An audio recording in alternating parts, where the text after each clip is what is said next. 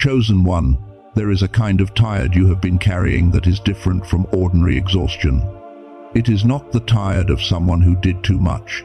It is the tired of someone who held on through months, maybe years, of a season that kept asking more of you than it was giving back. A season where you stayed honest when dishonesty would have been so much easier. Where you stayed faithful when every reason to stay faithful seemed to disappear one by one. Where you made the right choice in the dark, in the quiet, in the moments when no one was watching, and giving up had 100 good reasons behind it. You may have forgotten some of those moments.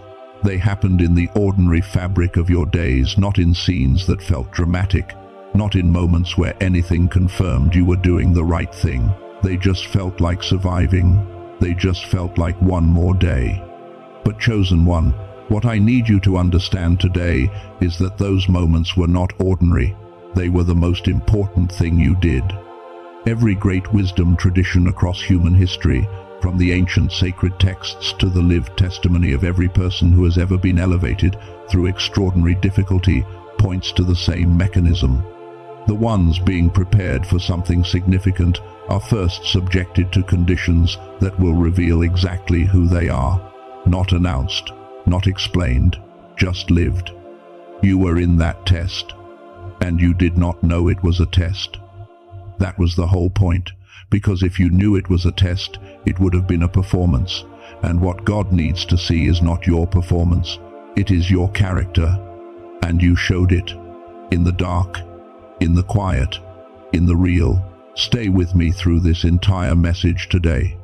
Because by the time we are done, you are going to understand exactly what has been happening in your life, why the pressure came, what it was actually measuring, what it qualifies you to receive, and how to position yourself for the reward that is already in motion for you right now. This is not a short message, but every single part of it was made for you. Stay with it. Let me start where you actually are, not where I hope you are, not where you want to be, where you actually are right now. There is a particular kind of heaviness that comes from a long season of faithfulness that went unnoticed. It does not sit in the chest the way grief does. It settles somewhere deeper in the shoulders, in the jaw, in a specific kind of quiet that finds you at the end of the day when the adrenaline has run out and there is just you and the reality of your life as it actually is. Maybe it was a relationship where you gave everything and received much less in return, and you chose not to retaliate. Maybe it was a situation at work or in your family where you saw exactly what the right thing was, and you did it, even though it cost you something real. Maybe it was a long period of waiting for a breakthrough, for a provision, for a door to finally open, and the wait stretched on so long that you had to make a quiet, private decision about whether you were going to let it make you bitter. You chose not to. Maybe not always perfectly. Maybe not without real anger, real grief, real nights where you questioned everything. But in the choices that actually mattered, the private ones, the costly ones, the ones no one recorded, you chose not to become bitter. You chose not to harden. You chose to keep your heart open, even when keeping it open was the most expensive thing you could do. And I need you to hear this clearly. That was not a small thing. Here is what most people misunderstand about enduring a hard season. They think endurance is passive. They think it is simply the absence of quitting. But what you did was active. Every single day that you chose not to close your heart was an act of will.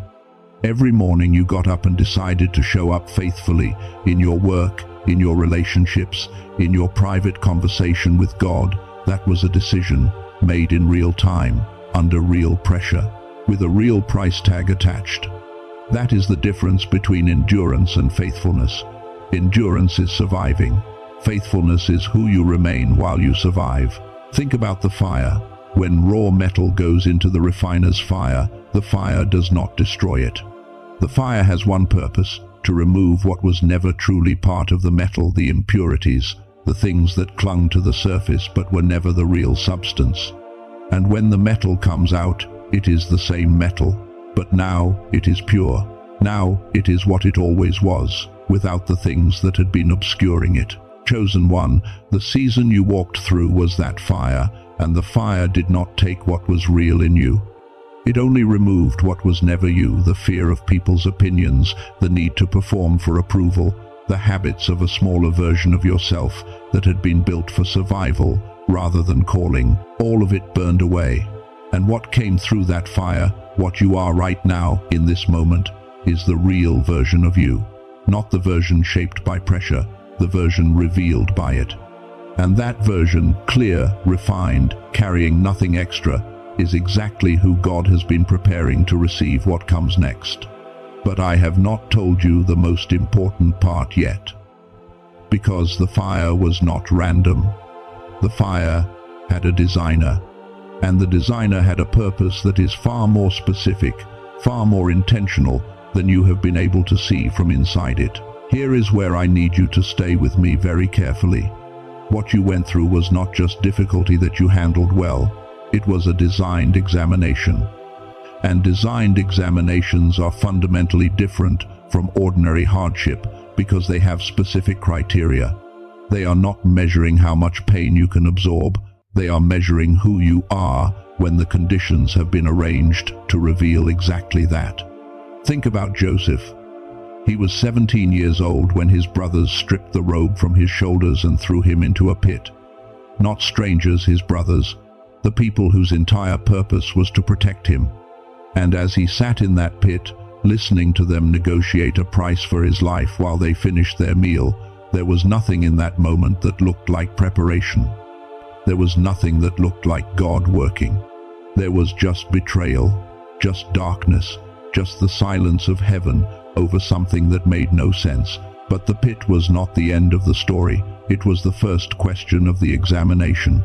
Over the next 13 years, the examination continued in different forms. In Potiphar's house, where Joseph served faithfully and was falsely accused. In prison, where he interpreted a dream for a man who promised to remember him and forgot him entirely. At every stage, the same question kept arriving in a different form. Not, will you perform correctly? But, who will you remain when remaining who you are costs you everything? Joseph never received a document that said, hold on for 13 years and you will be elevated to the second most powerful position in Egypt. He just lived it. And in living it, he chose again and again not to let the circumstances reshape his character. He kept serving faithfully in whatever environment he was placed. He kept his heart from closing. He kept believing that the dreams God gave him at 17 were still true, even when everything around him said otherwise. Chosen one, the shape of your examination was different from Joseph's. Your pit may have been a betrayal by someone you trusted completely. Your prison may have been a season where your calling went completely silent, or where the provision you needed never seemed to fully arrive, or where you watched other people's doors open while yours stayed shut. But the examination was the same one, and it had 3 specific questions at its core. The first question was this: when the relationship or the situation you trusted collapsed, did you let it close your heart? The second question was, when the door you believed was yours stayed shut, did you let it make you faithless? And the third question, the most important one, was, when no one was watching and compromise was available, did you take it? You answered all 3 correctly, not without doubt, not without pain, but correctly. Now I want to address something about what that long season cost your brain and your nervous system. Because there is a dimension to this that matters deeply for what comes next. And it is something that most people in spiritual conversations never talk about. Over 34 years of neuroscience research, a scientist named Dr. Robert Lake and his team at facilities working alongside MIT, Harvard, Princeton, Stanford, and Columbia documented something remarkable about the human brain. At birth, every human being naturally produces what scientists call gamma brainwaves, and gamma is extraordinary. Researchers describe it as the frequency associated with what they call the divine capacities of the mind. Extraordinary clarity, deep intuition, the ability to perceive patterns and connections that others completely miss, and what scientists at Princeton specifically identified as the flow state, the state where the right ideas arrive at the right time, where synchronicities happen, where what some call divine guidance feels not distant but immediate and clear. Children operate in full gamma naturally. It is why a child can absorb a language in months that takes an adult years. It is why creativity, wonder, and learning come so easily to them. But beginning around age 7 and accelerating significantly under the kind of sustained, prolonged pressure that extended seasons of trial create, the gamma frequency begins to go quiet. Dr.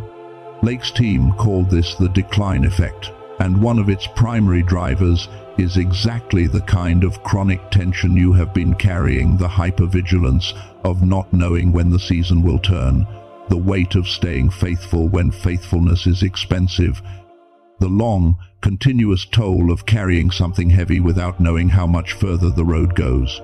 Your brain paid a real price for what you endured, not a permanent one, but a real one that deserves to be addressed. Because what is coming for you requires you operating at your full frequency, your clarity fully restored, your intuition sharp, your God-given ability to sense divine movement fully active.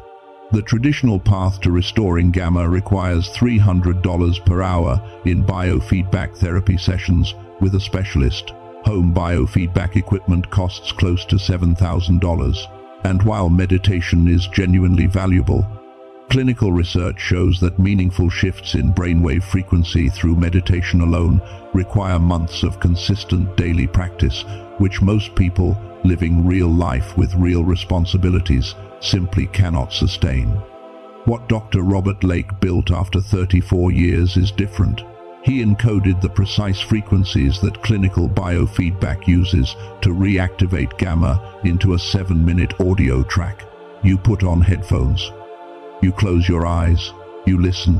That is it. No expertise required. No equipment. No clearing a large block of time from your day.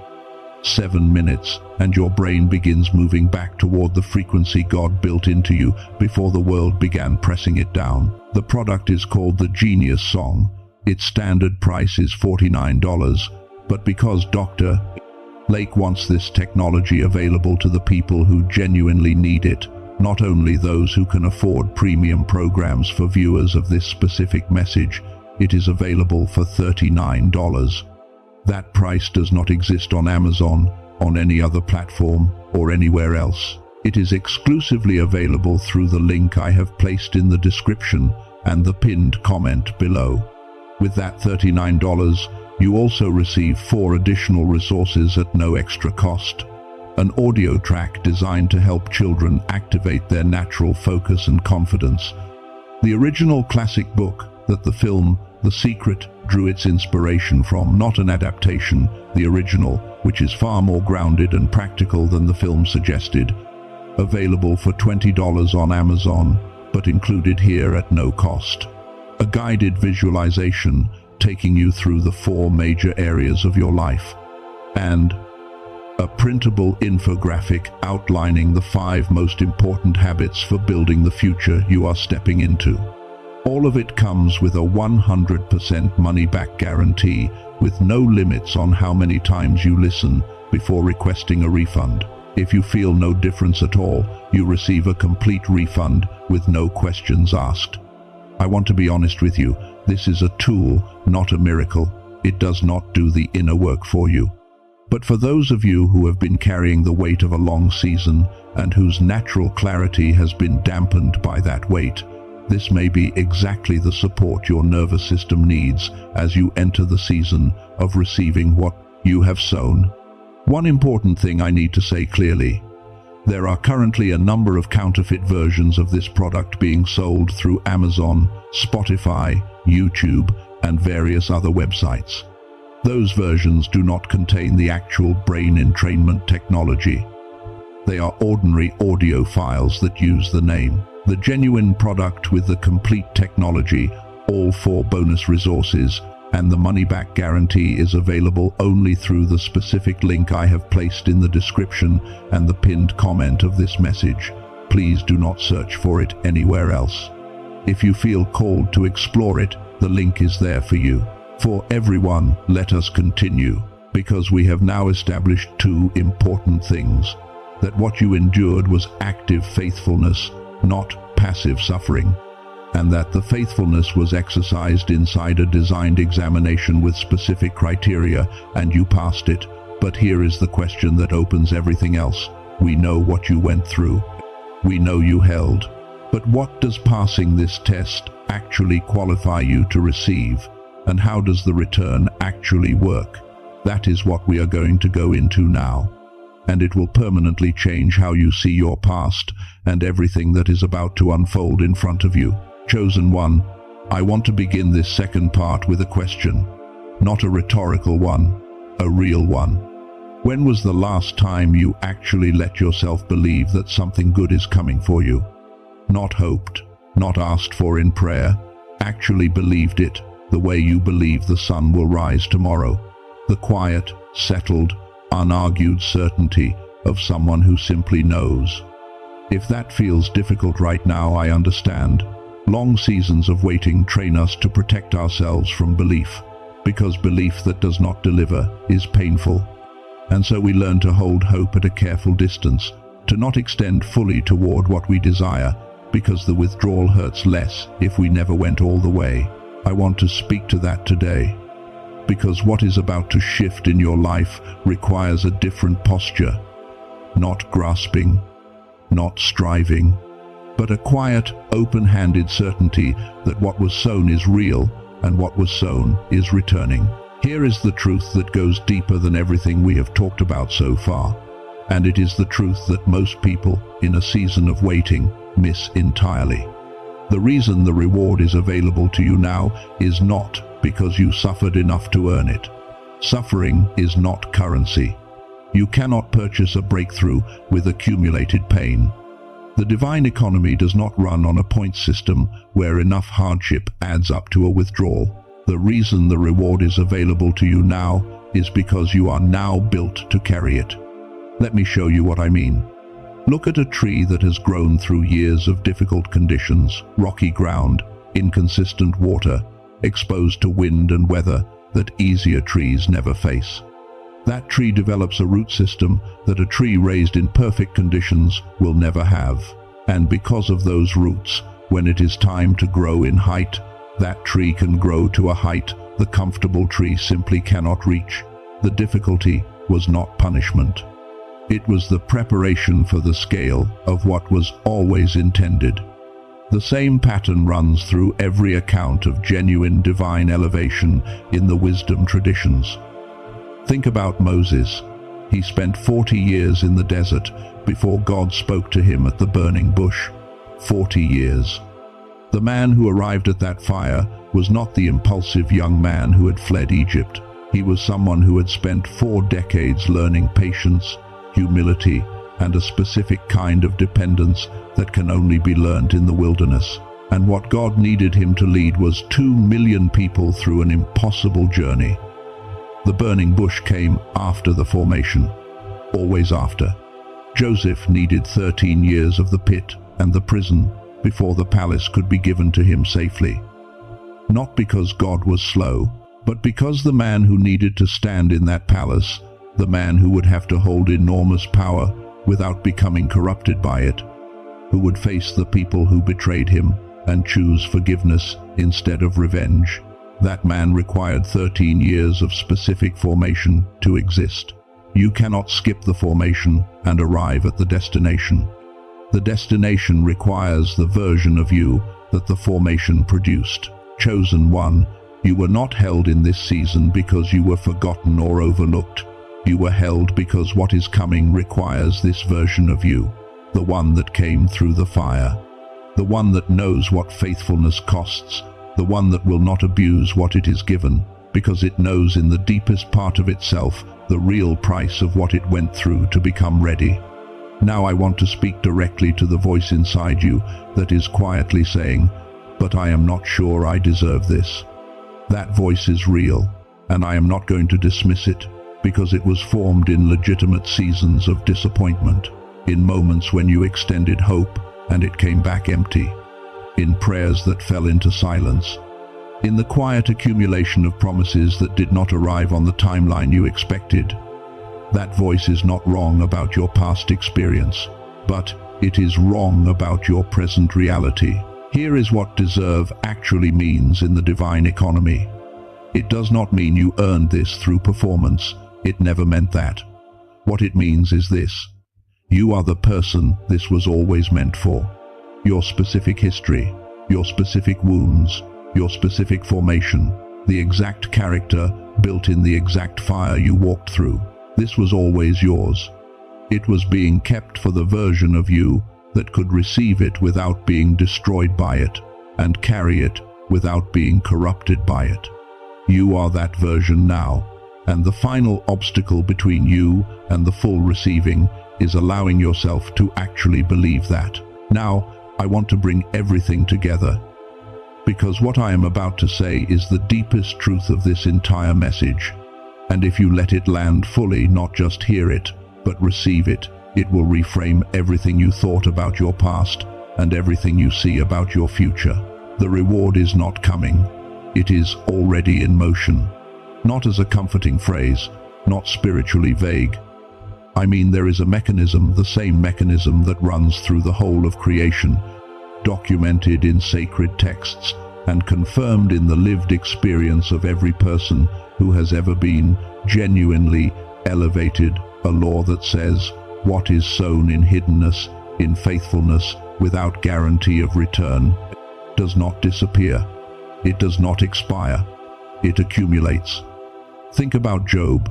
He lost everything: his children, his health, his wealth. The people closest to him told him to simply give up and accept that God had abandoned him. And Job argued. He wrestled. He was honest, painfully, uncomfortably honest about how dark everything felt. He did not perform peace he did not have. But underneath all of it, through every argument and every question and every sleepless night, there was something in Job that would not let go. Not perfectly, not without anguish, but it held.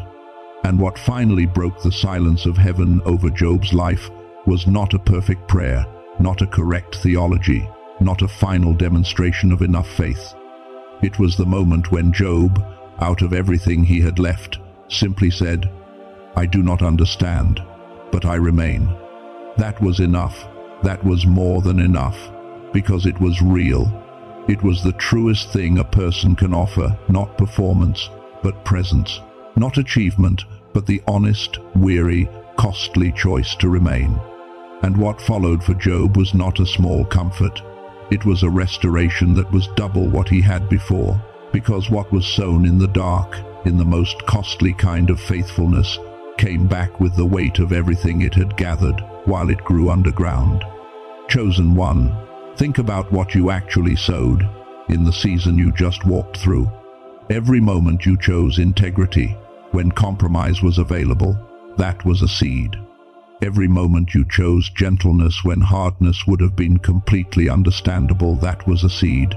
Every act of faithfulness that no human eye witnessed, every prayer you spoke into apparent silence, every morning you got up and showed up when quitting had 100 good reasons behind it. Each of those was a seed placed into the ground of the unseen. And seeds in the ground do not announce themselves. They do not send updates. They germinate in the dark, at a pace that is completely outside of your management.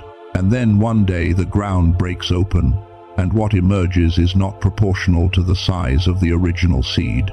It is proportional to the time and the conditions under which it grew. You have been making deposits in the dark for a long time. The divine does not lose those. They do not expire on a shelf somewhere. They compound. And there is a moment when it all returns, not in a slow trickle, but in a measure that reflects the full weight of what was sown and how long it grew. I cannot tell you exactly when that moment arrives for you. That is not mine to tell. But I can tell you, with everything in me, the return is already in motion. It was set in motion the moment you made the choice to hold on, when holding on cost you something real. That moment, quiet, unwitnessed, unrewarded at the time that was when the harvest began. Here is how to carry yourself through the gap between right now and the full arriving of what is in motion. 3 things. The first is this: stop calling what you went through a failure. Stop calling it a delay. Starting right now, call it what it actually was. Formation. You were not behind. You were being built. And the mind that holds the formation frame stays open to the harvest, while the mind that holds the failure frame keeps searching for evidence of its own inadequacy. The second thing is to keep moving forward in small, faithful ways, not striving, not trying to manufacture what needs to arrive naturally. The harvest does not need your force, it needs your presence. Stay in motion. Keep doing the next right thing in the next small situation that is in front of you. That is not performance, that is alignment. You are keeping yourself in the frequency of what is already in motion toward you. And the third thing, and this is something I want you to carry into your daily life, speak the truth of who you are, out loud. Not as a positive affirmation you are trying to convince yourself of, but as the simple statement of what the fire already revealed. You are the one who held. You are the spiritual warrior who did not collapse under sustained pressure. You are the cycle breaker who refused to carry forward the bitterness and retaliation that would have been so understandable. You are the wounded healer, the one whose pain is in the process of becoming medicine for people who will need exactly what you now carry.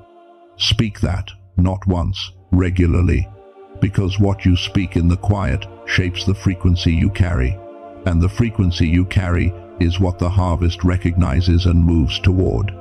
Before we close today, I want to do something with you. Not for you, with you. I want to speak over your life, and I want you to receive it. Not just hear it, receive it. Wherever you are right now, just breathe for a moment. That is all. Just be present. Just let your shoulders settle slightly. You do not need to do anything else. Just receive. God, we come before you with gratitude, not the generic kind, the specific kind. Thank you for watching what no one else saw. Thank you for counting every moment of faithfulness that went unrecorded by any human eye. Thank you for your presence in the pit, in the prison, in the silence between the promise and its arrival. You were there in every difficult morning. You were there in every quiet, costly choice. You were there when the price of staying faithful was at its highest point, and every reasonable thing in the world said, "Let go." Thank you that you never left. And now I want to simply acknowledge what has been carried, the weight that settles in the shoulders after a long time of holding on, the questions that were stored in the dark because there was nowhere safe to take them, the loneliness of a faithfulness that the people around you could not fully see or understand, the specific grief of watching other people's seasons turn while yours continued to wait. God sees every ounce of that. It was not invisible, it was not overlooked. Every single moment of it was witnessed and counted, and it matters more than you know. Now stay with me here. There are things we are releasing today. We are releasing the story that you were forgotten. That story is not true, and it does not belong to you anymore. We release it right now. We are releasing the self-judgment, every version of the voice that said, "You should have trusted more, believed better, broken through sooner." We release it. We are releasing the comparison to others whose seasons turned before yours. Their timeline was never your timeline, and measuring yourself against it has cost you enough already. We release it. We are releasing the unworthiness that makes receiving feel dangerous, the deep voice that says, "This is probably for someone else, I do not quite qualify." That voice does not have authority in this moment. We release it. And we are releasing the version of you that was built for survival, the guarded version, the defended version, the one that learned to keep hope at a careful distance. That version served you well and kept you safe. But the fire already revealed what is underneath it, and what is underneath it is what is stepping forward now. Now we activate. We call forth the full version of who you are, the one the fire revealed, the one that was always there beneath the protective layers and the survival strategies. We call forth your clarity. We call forth your deep, God-given intuition, the ability to sense what is real and what is coming and what is genuinely yours. We call forth the divine connections that have been held in reserve for this version of you. The right people, the right partnerships, the relationships that carry a frequency that matches what you now carry. We activate the doors that were held closed until the right version of you arrived to walk through them. We open them now. We speak protection over what is rising. We cover the harvest from the pattern of self-sabotage that surfaces right at the threshold of breakthrough, the part that gets frightened by good things and finds a way to push them away before they can be taken. We ask for protection from premature exposure, from voices that will try to minimize what is happening, from every distraction that arrives in the precise moment of receiving. What has been sown, let nothing uproot it now. And now we declare, not as a wish, not as a request, as the statement of what is already true. I am a chosen one. I passed the test. I am not the version that the pressure tried to produce. I am the version that the fire revealed. I am the one who held, when holding, cost everything. I am the spiritual warrior who did not fall under sustained pressure. I am the cycle breaker who ended what was not mine to carry forward. I am the wounded healer whose pain is becoming medicine. I am built for what is coming. I receive it now not because I performed it into existence, but because I became it faithfully. The test is finished. The return is in motion. My hands are open and I receive. It is done. It is sealed. We receive it. Amen. Take a breath. Let that settle for a moment. If something in this message found you today, if it named something you have been quietly carrying, or confirmed something you have been sensing but were not quite ready to fully believe, I want to ask you to do one thing. Type the word faithful in the comments right now. Just that word. It is a declaration for yourself, and it lets the community of chosen ones who gather in this space know that you were here today and that you received something. And if someone came to your mind during this message, someone who is in the middle of a long test right now, someone who is tired, someone who needs to hear that what they are walking through is formation and not abandonment, please share this with them. That act of reaching towards someone else is its own form of faithfulness, and it matters. For those who feel called to explore the 7-minute brain activation ritual I mentioned in the first part of this message, the link with the exclusive pricing and all 4 bonus resources is in the description and the pinned comment below. Remember, the genuine product with the complete technology is only available through that specific link. Go well, chosen one. The harvest is not coming, it is already in motion, and everything you planted in the dark is about to break through into the light.